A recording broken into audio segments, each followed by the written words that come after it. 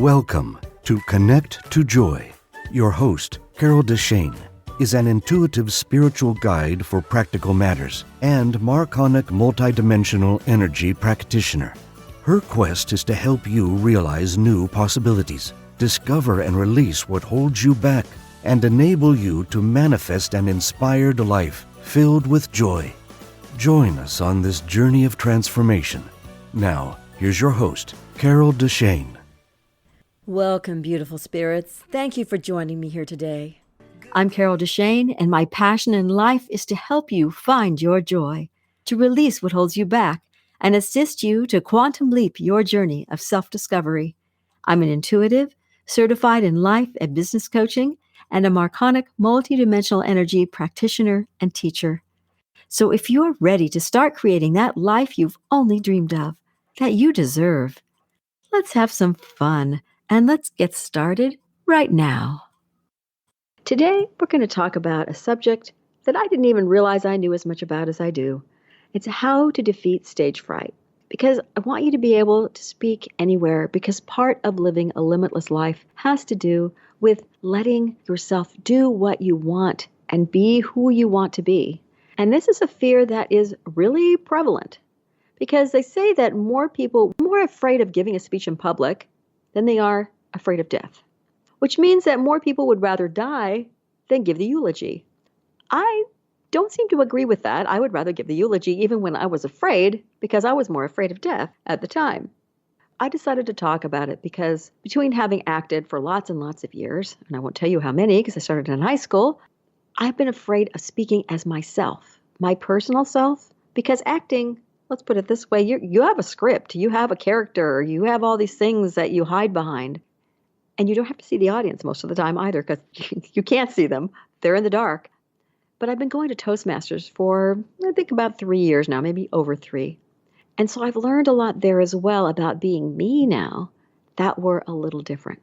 So we're going to today be looking at the symptoms and severity of the fear, the stage fright, that is really normal to have if you do.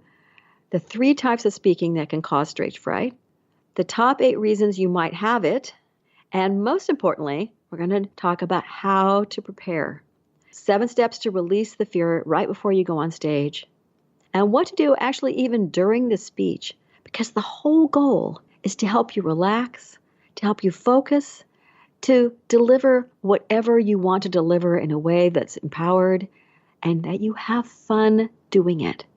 First, I want to have you ask some questions of yourself. First, has this fear impacted my life? Have you lost a job, a promotion? Maybe you couldn't present an award. Or maybe you always wanted to be in a play and you're afraid to audition.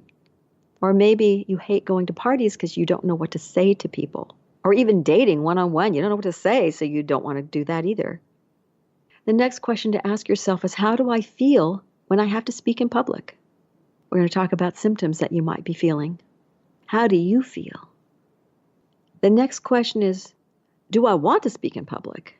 The answer may be no, but the next question is, do I have to speak in public? Maybe you have to for work or for parties that your spouse drags you to that you feel you have to. Maybe even work has parties you need to network at. Sometimes it's just being in general where you're going to a grocery store or talking to somebody at customer service. You kind of have to talk to some people. Next question is, do I avoid it altogether? And if I have, how has it impacted my life? Has it severely limited my choices in life? So what brings you here today? Now, you'll be amazed at how speaking in public can impact lots of different areas of your life. It's not just making a speech that's prepared, although I am going to give you a step-by-step approach to that as well. Now, you're going to find the symptoms are varied. When I looked it up to see what, besides the way I feel, because my symptoms are specifically sweaty, cold hands. They're called clammy hands. Right before I go on, I stand there and I go, oh, okay, my hands are cold and clammy. I always have butterflies. Sometimes there's a whole swarm of them. Sometimes it's just an uneasy feeling, but I never get to the nausea stage. I've had hives once, my first speech at Toastmasters when I had to be myself. That was lovely, little pink dots all over my body. And I almost always have to go pee right before I go out, even if I've just gone. So those are my 4 main things. But the other symptoms that you might have are racing pulse, rapid breathing, hyperventilating. You might have dry mouth or a tight throat. You might need lots of water. You might find it hard to talk. Maybe your tongue feels like it's blown up to a bigger size because you can't speak properly, or you trip over your mouth. Your hands might tremble, or your knees. Maybe even your voice trembles. You may have some vision changes, which are a little scary when that happens. And the biggest ones are basically that you might feel like you're going to pass out or throw up. You might feel like you're going to just feel like you can't walk up to the podium. And those trembling hands, you may look at your hands and go, they look steady, but that's not what it feels like. And other times you'll look at your hands and they'll be actually shaking. These are major reasons why people don't like speaking in public. They have those horrible feelings. How severe does it feel like to you? Does just the thought of it make you go, no, it's okay? Is it just a little? Like with me, when I'm acting, I just have a few butterflies, depending on the part, the cold and clammy hands, and of course the having to pee problem. But what about, do you have like maybe a bigger problem? Do you have trouble focusing and you have a little nausea maybe, or your throat tightens a little? Maybe you feel like you're trembling, or maybe it's really bad. So you go blank, or you have hives like I did that one time. Maybe you hyperventilate, your hands or knees shake, you feel like throwing up. And maybe you get to the point where you go, why am I doing this to myself? Why did I say I would ever do this again? And then you swear you'll never will again, and then you do. There's a lot of actors in that category, or they have to make some sort of presentation or they act and they're going, I will never do this again. And then they're done and they go, oh, this is great. This went perfect. Oh my God. And then they do it again. The thing you want to do is to be able to channel that fear from fear into something like excitement. Because it's hard to focus when you're all over the place. But you can when you feel and you channel it into something that's a similar kind of emotion, but doesn't debilitate you. The severity you're going to find depends on a lot of things. Your background, your past, your mindset, and the type of speaking that you talk about. And that's the thing. For me, there's 3 different kinds of categories of speaking that you're going to find stage fright kind of comes up with. One of them is public speaking, where you have a plan, right? You know that you want to say something. You may have notes. It's something like a eulogy, a presentation for the office where maybe you have a PowerPoint. It's a speech for Toastmasters that's prepared. Vows at a wedding. Those are kind of the public speaking things where you're planned, right? You kind of know you want to say something. Maybe you have an outline, but you don't have a whole thing set up. Then there's things like improv, where you're being yourself. You might know the subject, but have nothing prepared. You might not know the subject. Improv, like Whose Line Is It Anyway, or where the audience sometimes sets the scene for the troupe and then they have to just go. Just let it pop out of your mouth. There's something in Toastmasters called table topics for extemporaneous speaking, where you get a question and 1 minute minimum and 2.5 minutes maximum, where you just have to answer the question or find a way to talk for at least a minute if you have no clue how to answer the question. Thinking on your feet is what this is about. Even being at a party or at a line at a grocery store, or your boss asks you a question, this is all falling under this, what I would call improv, thinking on your feet category. So that's the planned speeches, the improv speeches, and acting, where you're a character, you're on a stage in front of a bunch of people that normally you can't see in the audience, but sometimes you can, depending on how the theater's set up. You have to audition, which is in front of people and letting them judge you. When you're performing, you get lots of rehearsals. You have to get off book, so you have to memorize. But someone else writes the lines. You don't have to do it. Other people are on stage with you. You don't need to worry about other people. You can hide behind the character or the costumes, the sets or the lights. And like I said, you usually don't see the audience, which is much easier on your beingness when you're dealing with that. A lot of actors have trouble speaking in actual public speaking where they're being themselves. But as actors, they can do it. They're comfortable. They're good at hiding behind. You might have stage fright in all 3 of these. The prepared public speaking, the off-the-cuff kind of speaking, or the acting with a script, or you might just have 1 or 2.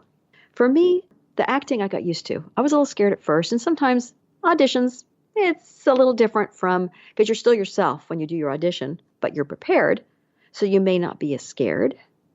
Acting, I'm kind of used to now. It's been years, just a few years. That I'm used to. When I audition, I pretend like I'm somebody else, and I just get out there and I sing or act or whatever I do. It's a little nervous, but it's not huge. Depends on how much I want the part when I'm auditioning. But when I'm doing public speaking and it's a prepared speech, that used to be horrible. And like I said, I got hives the first time I did it because I was so nervous. I thought I was shaking, but I looked at my hand and it looked solid. But when I sat down after giving that first 4 to 6 minute speech about me, it was an icebreaker, so it was about my life. I sat down and I looked at my arms and I had pink spots all over me. And I thought, oh my God, this is absolutely ridiculous. I'm so nervous. I have pink spots and hives. How did that happen? That has gotten gradually better because the more you do it, the better it gets. But that improv thing, that jumping in there and just speaking, that I'll talk about later. That was something that plagued me with a blank brain the whole time. I just went blank. I had nothing to offer. That's something that was my biggest fear. A quick thing about me is that I've always been a very shy person, which a lot of people go, no, you're not. But I'm great talking one-on-one. I'm wonderful if I don't have to be at a party, if I don't have to, even dating makes me very uncomfortable. So that sort of thing is different. But my friends dragged me to my first high school audition. I got more comfortable as I went along. So all of that part, like I've said, that was not a problem. I even became a director. So I learned to be in charge and tell people what to do and how to do it. So I was in charge of people. So that part was okay. But when I got into my business, Connect to Joy, people asked me to do workshops. And I was going to be speaking as myself. And my first thought was, no. I'm not going to be doing that. Because there's a big difference between speaking as a character and speaking as me.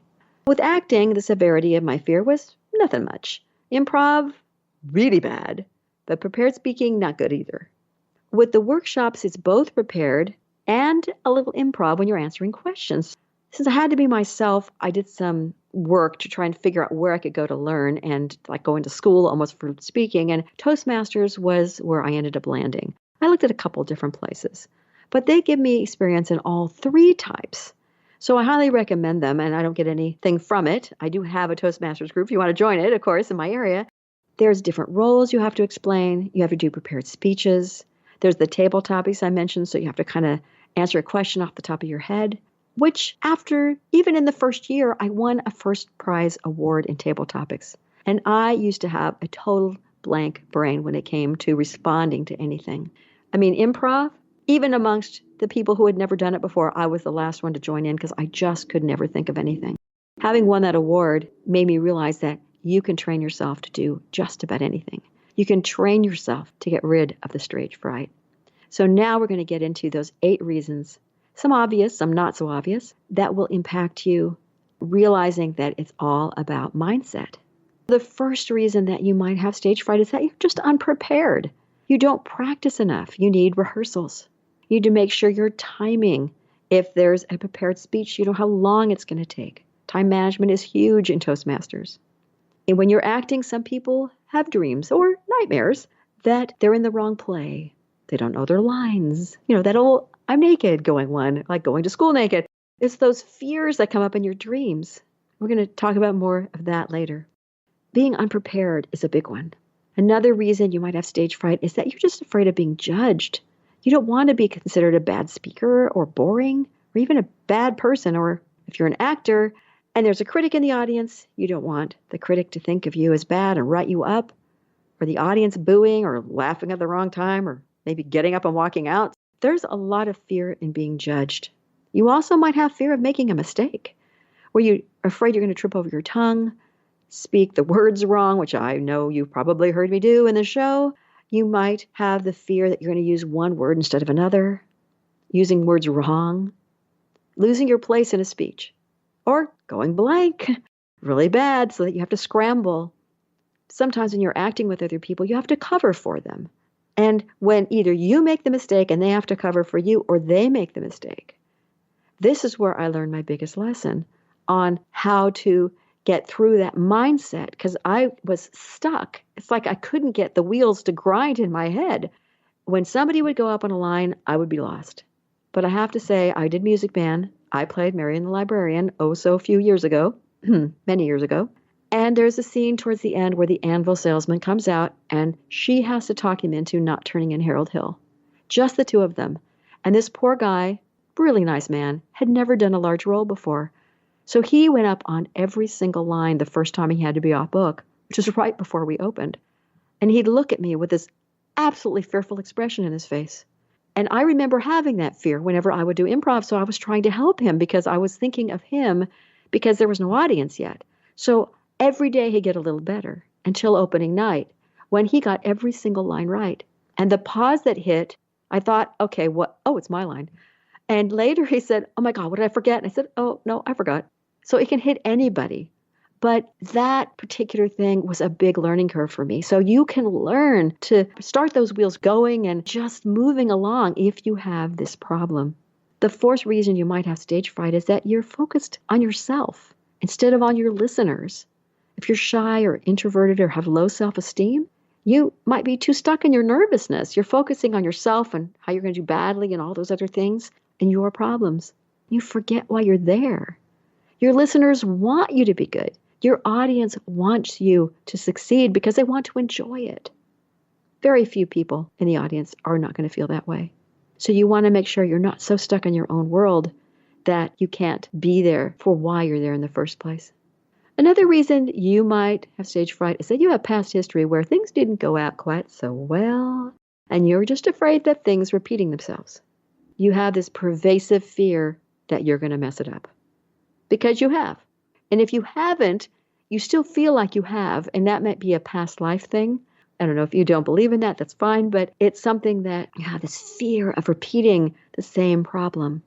The sixth thing that you might have a reason for stage fright is that you're comparing yourself to the other speakers. Yourself, you are. Especially if you're speaking right after someone. And you think, oh my God, they were so good. I can't possibly go next. This happens a lot in auditions for actors. So if you're an actor out there listening, you know what I'm talking about. You get this amazing person auditioning and you're going, oh my God. I have to go to the bathroom now. Could somebody else go next? You just don't want to go out there. And then, of course, there's also the fear of the comparison that the audience compares you to the other people, the other speakers out there. So seventh reason is one of my favorite ones. I do this all the time. I overthink. I get stuck in a loop. That negative what if that keeps blowing things up as in the worst case scenario could go wrong. Oh my God. So you're overthinking something about your speech, about going over your time for your speech. Something is going on. And the last one is that you're afraid that you can't hold the audience's attention. Either the material will be bad or if you're acting, that won't be good. If you're singing a big song, they'll all walk out the door. You're afraid you won't hold them. They'll have hecklers. They'll fall asleep. But they'll get up and they'll leave for some reason, and you won't know why, and that you won't feel like you're good enough. So these are all reasons that people have stage fright. And sometimes you just don't know why. You just have it. But if you get down to the main reason, you'll see that one of these is probably one of those reasons. It's all about mindset, though. You don't need to be perfect. I mean, there is no such thing. You're going to fall over your mouth. You're going to trip on stage sometimes. You're going to, something's going to happen. You won't be able to necessarily take it back. So you make the best of it. And sometimes mistakes, I have those in quotes in my head, you can lead you to humor or better information you hadn't thought of before because it just pops out of your mouth and you go, whoa, that was good. I've done that a few times on the show where I go, oh, wow, I hadn't thought of that. As you learn, as you practice, you develop more self-awareness and self-compassion and confidence that will help you avoid putting so much pressure on yourself. You can move forward. It's more about practicing. So don't focus on everything going wrong. When you see yourself doing that, just stop in your tracks and then shift your focus. Visualize that positive outcome and handling anything that could come up. The biggest thing that we need to talk about is preparation. Because with improv, you have to release the fear so your mind unfreezes, because I know that from personal experience. Now, if it's just regular speaking and speaking as an acting, there are different things that you can do. So we're going to now concentrate on those. The first thing, the ways to prepare before you speak. If it's going to be at work where it counts and you're going, oh my God, I need to practice before, join Toastmasters. You can have prepared speeches and you can talk about whatever you want. Sometimes you have to aim it in a certain direction because they expect you to have a specific type of speech, but you can practice what you need to do outside of it as well. Extemporaneous speaking also helps you at Toastmasters, so you can help you at parties and when your boss asks you questions. Another thing you can do, if you have an accent or a problem with your speech, like a lisp or something that's hard to understand for ears that aren't used to you, because if you're in a group amongst your own culture and you have an accent, it won't be a problem. But if you're outside of your group, sometimes people have trouble. And I know I've had to evaluate someone. I had a lot of trouble understanding what they were saying, which makes it hard to evaluate them in Toastmasters. Now, there are apps that can help you on your phone. You can download them. There are ways to enunciate better. They teach you. Let me give you 3 of them. One is the Sounds Pronunciation app, and it's published by Macmillan Education. Another one is ELSA, E-L-S-A, Speak. It helps you speak like an American, so it's like an American accent kind of coach. And there's one that's an English pronunciation app by Kepham, K-E-P-H-A-M. I'm not sure how to pronounce that. But there are so many things you can do. I'm going to get into a few more of those. And then after this, I'm going to tell you how you can prepare weeks in advance, as well as right before you go on stage and how you can prepare yourself. There were some other ways that you can prepare way in advance. There is to record yourself and listen back if you're practicing. See if you speak too quickly. See if you're understandable. Because it can be a little embarrassing when you listen to yourself and you go, oh, yeah, no, that wasn't good. Oh, I have too many ahs and filler words in there, the ums and the I don't knows and the let me think. All those sorts of things that you might be your go-to. So you can hear those things when you record yourself. Now, if your memory is bad or the fear freaks you out so much you can't even remember things, you can work with memory games. There's all kinds of stuff that you can do just for memory games on your own. There's also some out there that you can use on your speech. I learned one about using different pieces of furniture in your room for different bullet points in your speech. It's too long to explain it here, and it was somebody else's idea, but it's something that was most interesting and did help me actually with one of my speeches. I know I had one song on a show I did Annie, Get Your Gun, and I was Annie. And one song called Doing What Comes Naturally, I called it my aunt and uncle song, the relative song, because there was every relative known to man listed in the song. There was no rhyme or reason as to what order it came in, so my memory, I was a little concerned I'd forget. So I kept attaching different parts of the song to different choreography and movement in the song. So if I'd forget, I would know where I was if I moved to a certain section. And at one point, sure as shooting, funny I use that phrase for Annie, Get Your Gun, I totally forgot in the middle of the song which aunt or uncle I was supposed to be singing about. And so I got to the Doing What Comes Naturally. And the kids that were on stage with me, I'm sure knew every single word. But I thought, okay, now I'm moving over. Oh, I know the words. Because I remembered it, I had it set up. So doing things in advance to play with your memory can really help. What can you do the weeks before in preparation for a speech? We're going to talk about a specific speech for now. I want you to think of your audience. What topic would be of value for them? I mean, if you're talking to firemen, you don't want to talk about quilting. I mean, maybe if there's a reason, but generally it wouldn't make sense. What is your goal or the intention for the speech? Or even your goal or intention for the character that you might be working on if you're an actor? What do you want the audience to feel? Keep this in mind when you're putting everything together. And then come up with a concept and then write an outline or bullet points. Some people need to write out their speech from beginning to end, and some people prefer to go with bullet points. I'd say start with bullet points and then practice and kind of riff around the subject so you can kind of feel how you feel about it. If you have a lot of research you need to put in, a lot of things you need to quote, by all means start filling in the blanks. But what's your style? Are you more comfortable just with an outline, or do you need everything written? Make sure you figure out the time that you have, the length of your speech, and then when you figure out the main sections you want to say, figure out how you can make it more interesting. Add some humor. Put some personal stories in, or stories about other people you know, or clients if you're someone, or customers or whoever, without giving away who they are. Find a way to hook the audience. Repeat a phrase partway through so that it's like it keeps getting them. And by the end, maybe they'll be saying it with you. Something that makes sense for them. And then just practice it. I practice in the car. You can practice walking around. But make sure if it's something where people can see you, it's not just like the show, like audio, that you at some point practice in front of a mirror. Because you want to plan out your movements. Now, this is more for speech than on stage because as you're an actor, you're told where to move, but you also want to see your expressions sometimes. So practicing in front of a mirror can be a really good thing. And if you have a mirrored closet door, it's wide enough if you want to do movement, you can actually see what you're doing. You can record what you're doing if you don't and then watch it back. But even look at the hand gestures and make sure you're not using the same one all the time. That when you move, it looks comfortable.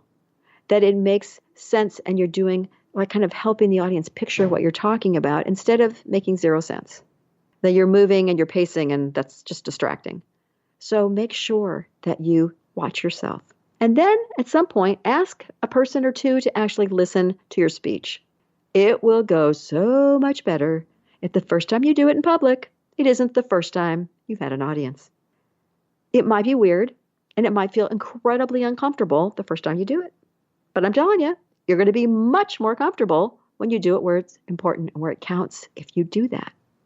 And you always, it's recommended by many people, and I agree, you always need to know the beginning and the end of whatever you're saying so that you know when you're nervous at first and you know how to wrap it up when you go, oh my God, I'm out of time.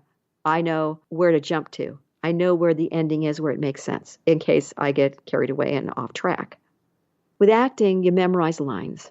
And I just say, please, fellow actors, please do not paraphrase your lines. I know you can't help it at some point when you're first learning them, but please, for the love of people, other people learning their lines at the same time, be kind to your fellow actors and learn your lines as close as possible. And make sure at some point you at least know what your cue lines are. You don't need to memorize them, but you should know enough what they are so you know if they're skipped, that you can't just say your next line. You go, oh, they left something out. Okay. And you should be able to, at some point before you actually go on there, say your lines at the speed of light, skipping all the cues. I used to practice lines and dancing in front of my copier at the office a long time ago. People would come up and say, hey, what show are you doing? And I go, oh, it was kind of a way to do it. It wasn't why I did it, but it was a way to kind of do publicity out there and tell the public what was going on. And some of them actually came to shows.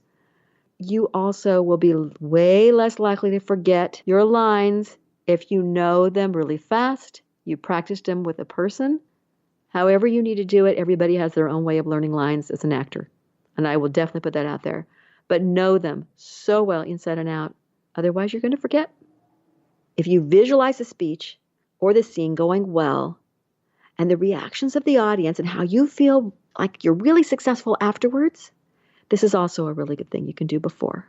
And if any challenges you think might come up, see you handling them like a pro. Whether it's an alarm that goes off, electronics fail, something happens, your PowerPoint goes down, you're giving a presentation, you can keep going or you know what to say. Control what you can. This is really important. Check in advance if you're giving a speech with the coordinator, if you have one. What do you need? Talk to them about it. How is the audience set up? How are they sitting? Do you need any specific lighting? Maybe you can't see anybody and you want to be able to see the audience. Or maybe you don't. If you need electronics, like the connection for your computer for PowerPoint presentation, make sure that you're going to have that. If you need a mic, because it's a really big place, what time is your mic check? Make sure you show up early enough to have it. Check with them what they want out of you, what they expect from you. If you need to present a bio in advance or a picture, also make sure that you walk around a little to see what you've got. Do you need a podium for notes? Maybe you want water nearby or a chair. Maybe you want to be able to walk around. You don't want any of that stuff other than water. There are 7 steps you can take directly before your speech presentation, and I want to give these to you. First, go to the bathroom. Hello, cold, clammy hands and have to pee. I mentioned this before. It will happen to most people I've talked to, not just me. So make sure you go to the bathroom directly before you walk out. Don't have caffeine or alcohol, especially with a speech. Well, acting too, if your timing is going to be totally off, you're either going to be too fast or too slow, and you won't be able to be fully present in the moment if you have it too close to before you go out. When you're backstage, this is number 3 of the 7 steps, focus, find calming breaths and relaxing your body. If you need to meditate, in a short meditation, or do a few yoga poses, do a prayer, whatever you do right before you go out, go ahead and do it. Okay? It's something that is really important for you. Now, the next thing is that right before you go out, you center yourself. You want to make sure that you aren't all over the place. Your mind isn't like thoughts here, thoughts there, and you're freaking out and you can't concentrate. So pull everything back in for wherever your mind is. Dwell on the positive instead of the possible failures. And this one's kind of weird, but it seems to work for some people. You might want to do a power pose, like a Superman or a Wonder Woman or something power pose. Those things really seem to help. They really seem to make sure that you are more fully present. And if butterflies and fear threaten to overwhelm you, channel that fear into excitement. Don't let it stop you. It's really hard to stop fear.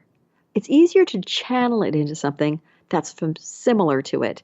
I kind of learned that on Psychology Today and online. It was something that I looked at and went, yeah, that's actually what I've been doing. That makes so much sense. But I never put it in those words before.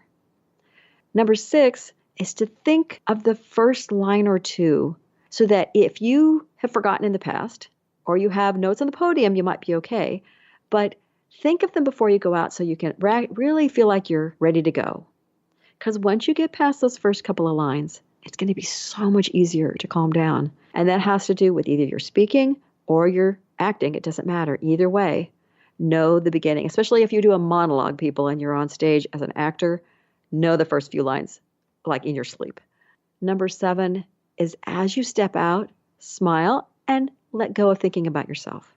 Instead, think of the audience as like the best friends you have in the world and that you love to talk to so that you'll be happy to see them rather than, oh my God, they're the people that are going to judge me and maybe fire me and whatever else you're thinking. Let all that go. Smile at them and go, oh, I love these people. This is so much fun. Even if you're lying to yourself for a while. The next thing I'm going to give you is during your speech, you can do this also while you're practicing, but this is a really great time. Number 1, you be aware of how much time you have. So if you need to use your stopwatch on your phone so you can kind of keep track of how long you're going, it might be a clock somewhere on the wall. Or have somebody in the audience give you 3 minutes with your fingers or something so that you can see how much time you have left. And then be aware of how fast you're talking. Take appropriate pauses. If you're acting, make sure you breathe in the right places. And the same thing with when you're giving a speech, really.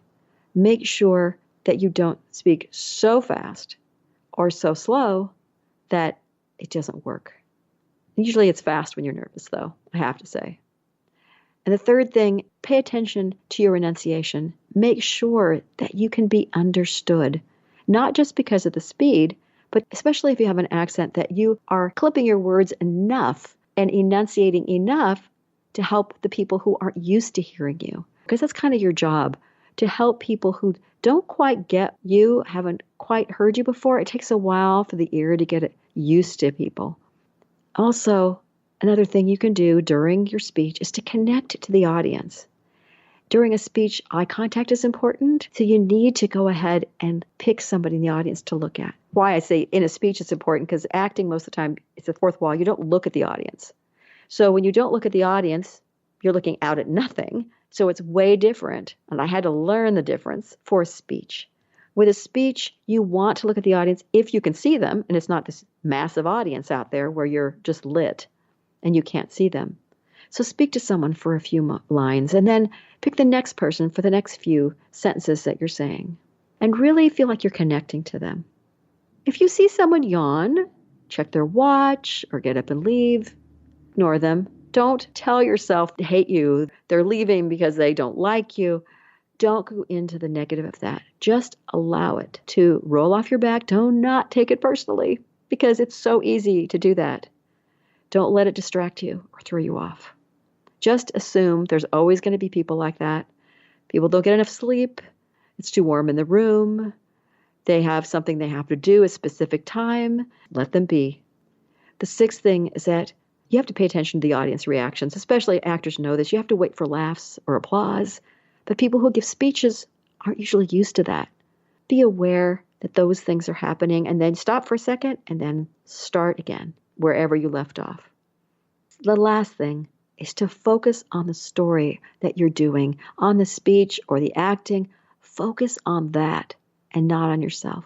Because if you let the magic happen, it's going to transport you and your audience, and before you know it, everyone will be laughing if they're supposed to, hopefully, applauding. They'll be with you the whole time, or maybe crying if your story is sad. Just don't stay stuck in the negative, especially that self-talk that we do about how it's going to go. We need to visualize the positive and the best case scenarios, because it's so hard to stop the fear. Sometimes we just get stuck there. When you have that point where you get there, find a way to channel it. Channel that fear into something similar, like excitement, something that you go, yes, okay, this is going to be good. And don't worry about giving a speech.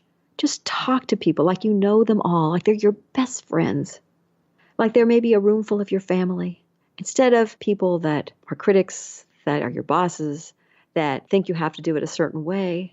Don't be so concerned about them.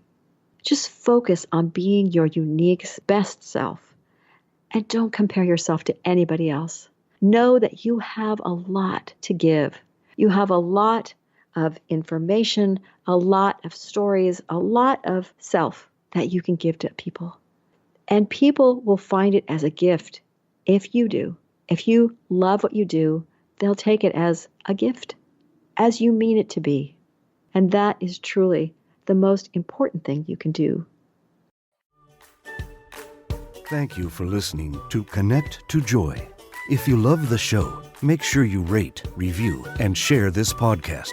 And subscribe so you never miss an episode. Contact the host, Carol DeChaine, with questions and comments, ideas for future episodes, or if you would like to become a guest. And remember, transformation is a journey and not an end destination. So be kind to yourself, because you are already enough to have the joyful, limitless life that you desire.